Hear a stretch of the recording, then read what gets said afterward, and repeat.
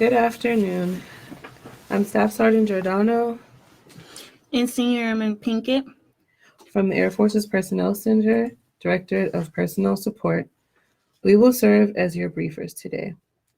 We will cover a vast amount of information, so we ask that you hold all of your questions until the end of this briefing. Today, we will review the overall purpose of the Air Force Enlisted Retraining Program. We will discuss this year's Non-Commissioned Officer Retraining Program and its 3 phases. We will cover your roles and responsibilities as the customer. We will then review how to interpret the online myPers Retraining Advisory to include the advisory notes along with the demonstration of how to navigate through the Air Force Enlisted Classification Directory. Today's webcast will lastly review frequently asked questions. Let's begin. In accordance with Air Force Instructions 362626, the overall objective for the Air Force Retraining Program is a force management program used primarily to balance the enlisted career force across all Air Force specialty codes and ensure sustainability across career fields. It is an opportunity to return disqualified airmen into a productive status. And lastly, it is the opportunity to allow a limited number of airmen to pursue other career paths within the Air Force. Let's now discuss this year's Non-Commissioned Officer Retraining Program Objective. NCORP is designed to optimize the enlisted force structure to best meet current and future Air Force requirements. NCORP is intended for second-term airmen and career airmen only, but does not apply to airmen currently performing in 8 series duties. Special Duty Identifier and or 9A Series Reporting Identifier. This program consists of 3 phases.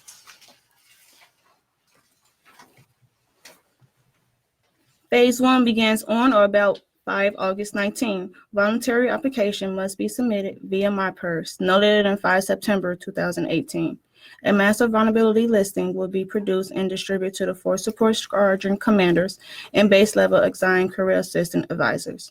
Be advised, the NVL is not prioritized order. The objective of Phase 1 is to obtain voluntary applicants from identified overage AFSCs to fill requirements in shortage AFSCs. During Phase 1, only airmen holding control AFSC annotated with an out quota may apply for identified AFSCs annotated in the in quota for which they qualify. During this phase, only NCORP retraining application will be considered, all from airmen holding control AFSC with an out quota. Applications are processed on a first-come, first-considered basis during this phase. If sufficient applications from qualified airmen are not received and retraining objectives for the fiscal year are not met, Phase 2 will be implemented. If implemented, Phase 2 will begin on or about 1 December 2019. Airmen identified overage AFSCs that have not volunteered by 5 September 2019 may be selected for mandatory retraining and assigned a training class seat based on Air Force needs to the most qualified in accordance with AFI 36-2626 in order to meet Air Staff remaining out objectives. Individual preference is no longer a consideration, and Air Force needs to take priority. During this phase, volunteer applications will not be accepted. A retraining application will be open for Phase 2 selects via myPers. Airmen identified for retraining out will receive a system-generated NCORP notification message via myPers on or about 1 December 2019. A Phase 2 selects roster will be produced and distributed to Force Support Squadron commanders and base level assigned career assistance advisors. Identified airmen will not be authorized to initiate voluntary actions to make themselves ineligible for retraining. Phase 3 will begin on or about 1 Feb 2020. All remaining in quotas will be open to eligible second-term and career airmen that were not identified during Phase 2. If holding a control AFSC not annotated with an out quota, your retraining application must be submitted with an exception to policy endorsed by your unit commander requesting release from your control AFSC. This exception to policy will be forwarded to your control AFSC CFM for final approval. The next few slides cover retraining rules of engagement. We ask that you pay close attention, for the rules of engagement will greatly aid in the processing of your retraining application error-free. Step 1, are you eligible? Prior to submitting a retraining application, you must first determine if you are eligible to retrain at this point in your career. This is a list of factors that are automatic disqualifiers for retraining. Input of any of these disqualifying factors automatically render you ineligible to retrain. Please note, even if selected and approved to retrain, input of any of these disqualifying factors before your class start date will result in cancellation. We also use the criteria outlined in Table 4.1 in determining specific eligibility. Step 2, review the online myPers Retraining Advisory and advisory notes. The Retraining Advisory is a primary means to advertise retraining requirements by fiscal year. The advisory advisement, two types of requirements: out quotas, AFSCs where the Air Force has determined an overage may exist, and in quotas, AFSC where the Air Force has determined shortages may exist. Use these AFSCs and numbers of quotas to determine your preference when applying for retraining. Shown here is how the retraining advisory appears on myPers. Here you can see which AFSCs currently have out quotas. Those AFSCs identified as eligible for retraining out represent areas where the current inventory based on skill and grade is healthy enough to take some risk. For example, for this illustration only, if your current control AFSC is 4RO11 and you are a tech sergeant select or above, your career field manager is not approving those ranks to retrain out at this time, as there are no out objectives listed. Compare this to the control AFSC 4E011. For this illustration only, you will see that 4E career field manager is in need of staff sergeant selects through master sergeants to volunteer to retrain out of this career field.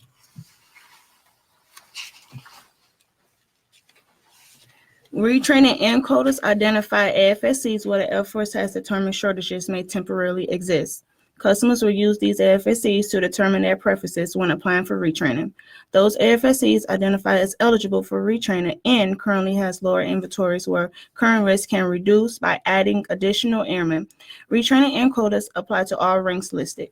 For example, in this illustration, if you are an E6 or above and would like to retrain into 1 Alpha 111, you must wait until class seats are available. However, notice how AFSC 1 Charlie 3 11, there are 16 quotas for staff sergeants and 15 for tech sergeants. Should you meet minimum eligibility requirements for these AFSCs, you may apply for them. As a reminder, fiscal year 20 quotas are for class seat dates beginning 1 October 2019 through 30 September 2020.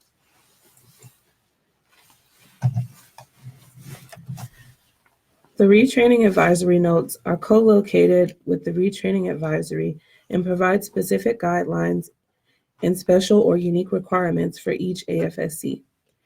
Applicants must review the retraining advisory notes for both retraining in and out quotas prior to submitting an application. Applicants must check these notes closely to avoid delays in the application process. When you click on the note number, the definition will appear in the yellow box. For this example, the 1N311N Career Field Manager has requested Advisory Note 167, which reads, retraining out restricted to 1A8X1 and 1N3X1 Staff Sergeants only.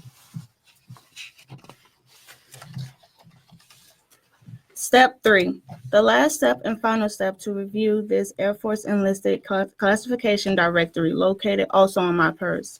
Here you review review the AFSC specialty description. This will help you in making your final selection for which AFSC to retrain into. Simply type AFECD in the search area. You will then be directed to an enlisted classification directory link. The Enlisted Classification Directory is posted twice a year, October and April. Ensure you click the most current directory link. Once you have the directory link open, clicking the bookmark option is the best way to navigate through.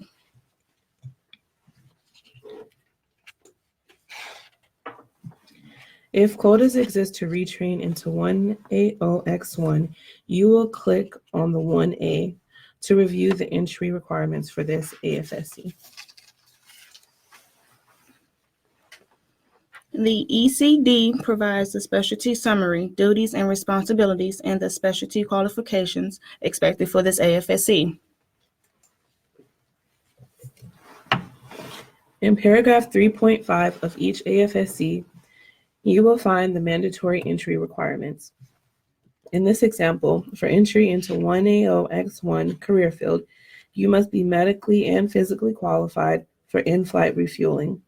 You must have normal depth perception, eligible for worldwide deployment, and cannot be taller than 77 inches or shorter than 64 inches.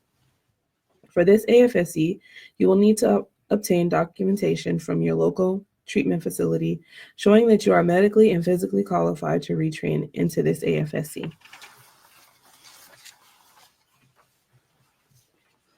Now let's check the last of the 1 Alpha 011 mandatory requirements for AFSC entry, also located within the ECD inside Attachment 4.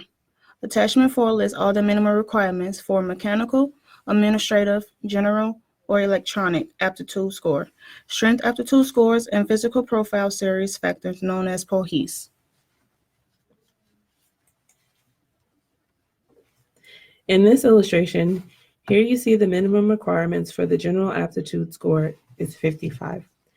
Strength aptitude codes are reflected in column X and identify strength standards required for entry into each AFSC. Here the requirement is code K, defined as retrainee must lift a weight of 70 pounds. Your POHES must be a minimum of 111121 and must accurately reflect on your Air Force Form 422.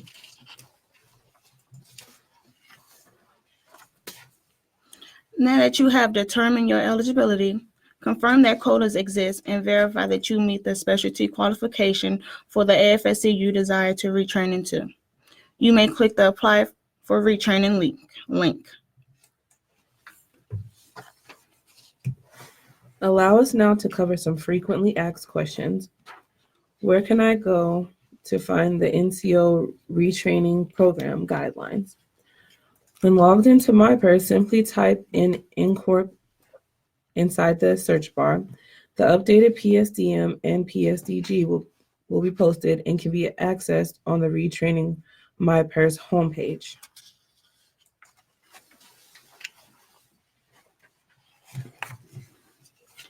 What is the NCORP initial eligibility criteria?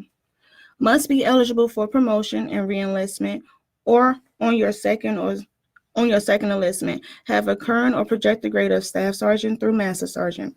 If already projected for promotion, Airmen volunteer for AFSCs and current control AFSC with shortages in projected grade. Airmen will remain vulnerable for NCORP if projected grade has retraining out requirements in their control AFSC.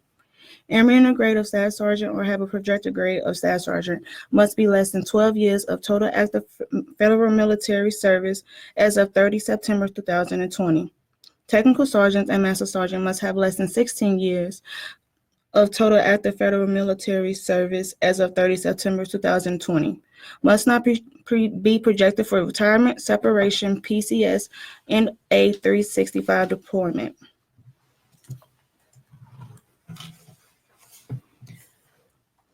When am I required to obtain retainability for my approved retraining class seat?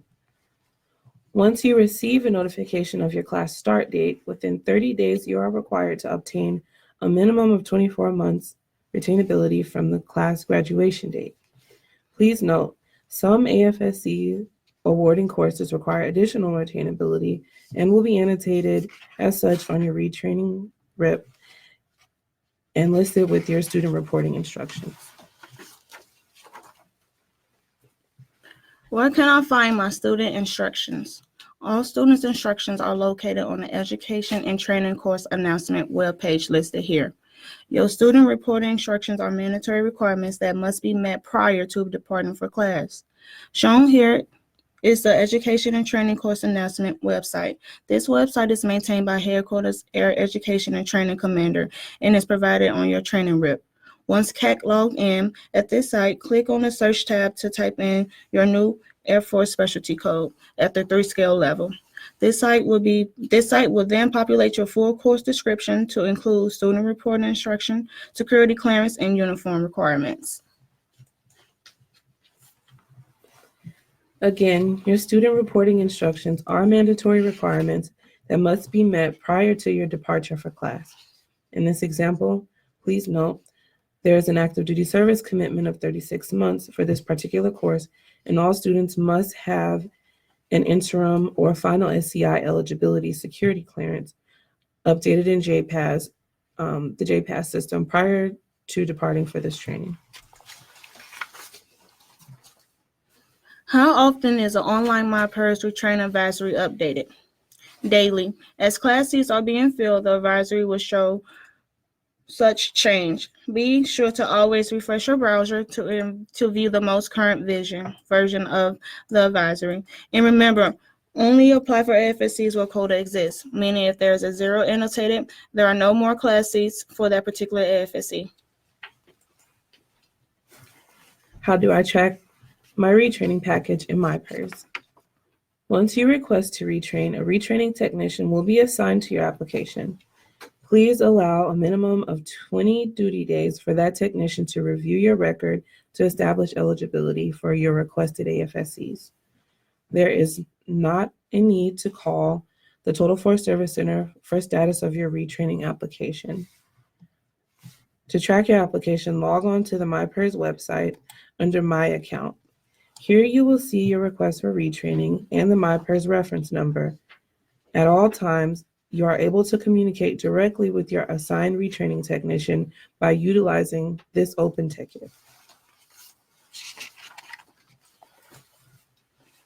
That concludes today's retraining webcast. Thank you for logging in. Today, we provided you information and guidance on the overall purpose of the Air Force Enlisted Retraining Program. We discussed this year's Non-Commissioned Officer Retraining Program in its 3 phases. We covered your roles and responsibilities as the customer. We reviewed how to interpret the online myPers Retrain Advisory to include the advisory notes along with the demonstrations of how to navigate through the Air Force Enlisted Classification Directory. We will now open up this forum from any additional questions you may have. Please type them in now. Thank you so much. Also, our Facebook Live audience, please type your questions in the chat area. We'll do our best to answer them live tonight. Thank you.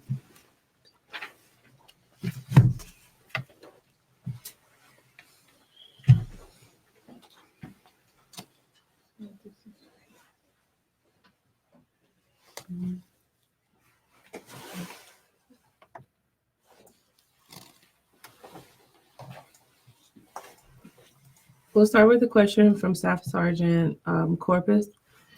It says that my DROS is October 2020, and I was told for my fiscal year retraining is not until 2021. Is there a way for me to apply for the fiscal year 2020 quota, and what option do I have? So technically, if your DROS is going to be October 2020, then yes, it will be starting in fiscal year 2021 because that October of 2020 is when fiscal year 2021 class seats will be available, and you cannot apply before that because we won't be able to load you for classes anytime before then.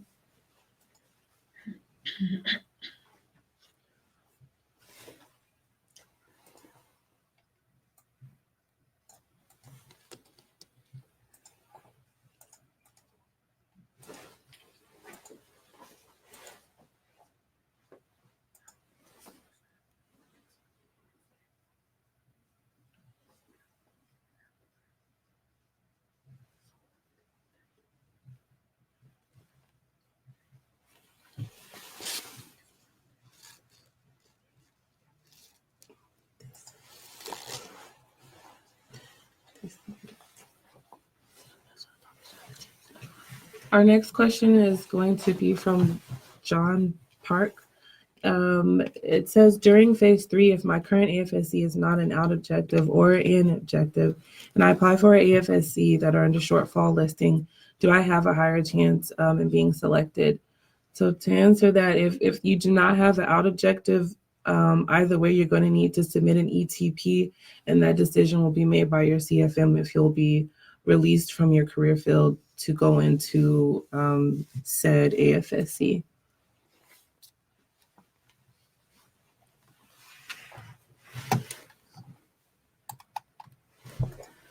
Staff Sergeant Garrison, you should be able to download the slides. On your own. We won't email them separately. In addition to that, the myPers website will have the retraining slides posted in 1 or 2 days, or you can download them now.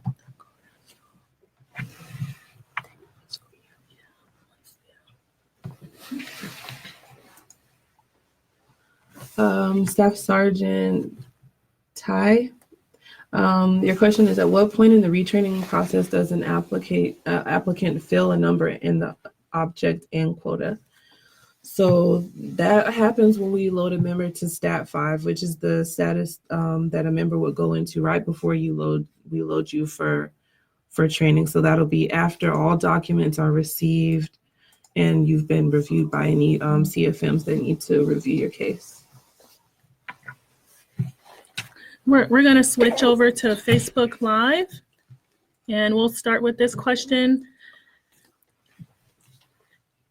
If you have a Code 50, do you have to wait until phase 3 of the NCORP program to apply for retraining? So no, you do not, but please keep in mind that you can apply for retraining if your Code 50 expires within the fiscal year.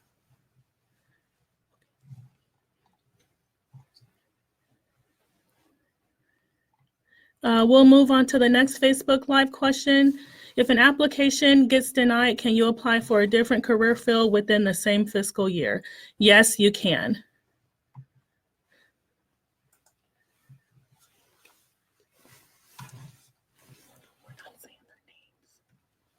It says, I have a similar question to Staff Sergeant Corpus.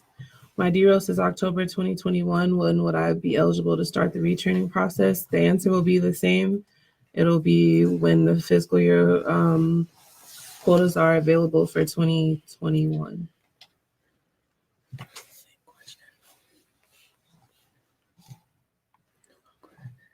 We're going to move over to Facebook Live. What phase does a second-term NCO with no out quotas apply for retraining without an ETP if able? So you must apply for you must submit an ETP if you do not have an out quota for your control FSC in phase 3. So you must submit an ETP if you do not have an out quota during phase 3.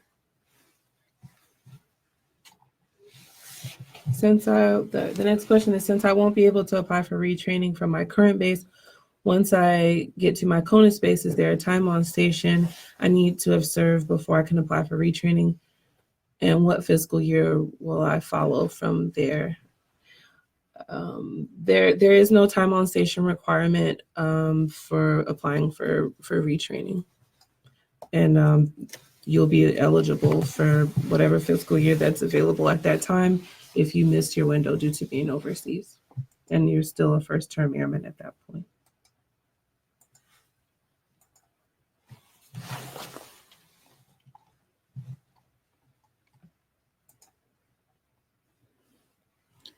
We'll move over to Facebook Live.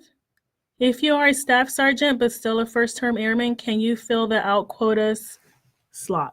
No, you cannot. You have to fill the slots on the retraining advisory that are listed under FTA.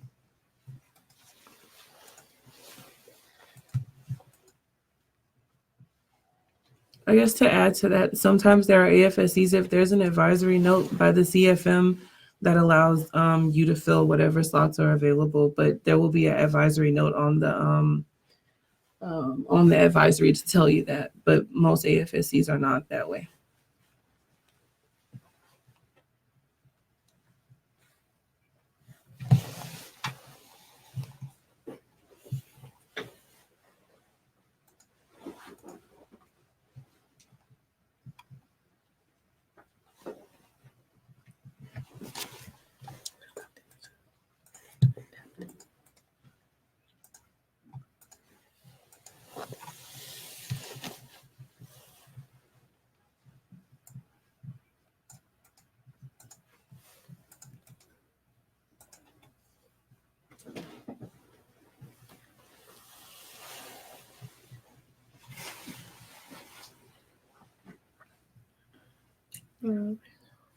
Is the next question says, is there a location where we can view our current AFSC manning percentage?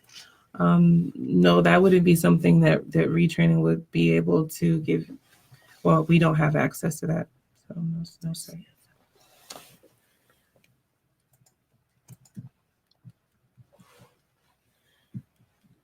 We'll move on to the next question. Is there any word on when the CAAs will receive the MVL? We do not have word yet when that will be posted. Please stand by.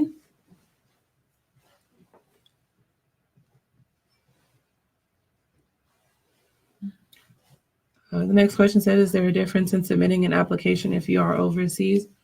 The eligibility rules are still the same, but you have to keep in mind if you are overseas, we have to consider your DROs, which is the most important thing, because if it's not within the fiscal year, we cannot load you for class. All right, we'll take maybe one or two more questions and then we'll conclude. But thank you for joining us. Any last minute questions before we sign off?